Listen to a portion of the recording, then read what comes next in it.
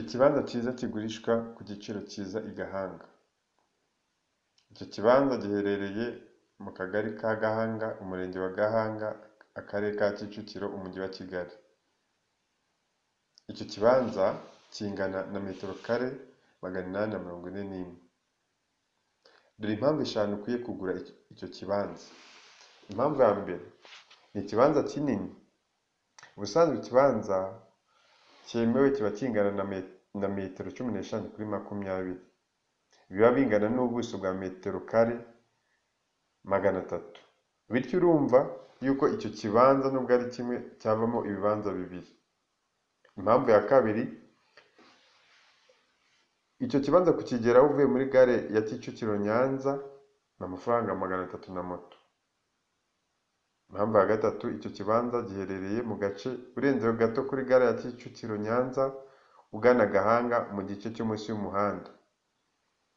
Bisaba iminota 6 n'amaguru uvuye ku iyo kaburimbo kugira ngo ukigereho.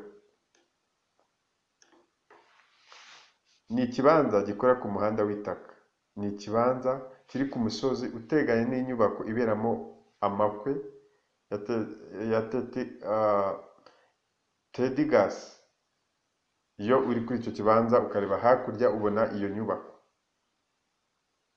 Turagutumira kuba wasura kino kibanza ukaba wakishimira ndetse ukakigura. Iki kibanza kiragurishwa kuri miliyoni 12 z'amanyarwanda, ariko n'ibiganiro biremewe. Niba ari bwo bwa mbere usuye iyi channel yacu ya Kigali Life Official, kanda subscribe, ukanda hano hari inzogera kugira ngo ibiganiro by'ubutaha cyangwa imari zigurishwa uzaze uzibonera ku gihe uri mu ba mbere. Duha igitekerezo, gira n'ibindi, niba ufite n'ibintu nawe ugurisha ushobora kutugana tukagufasha kandi biroroshye. Mwari kumwe na Niyonzima Emile, murakoze, bye.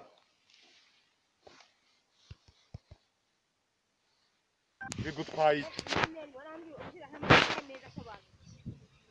ubu se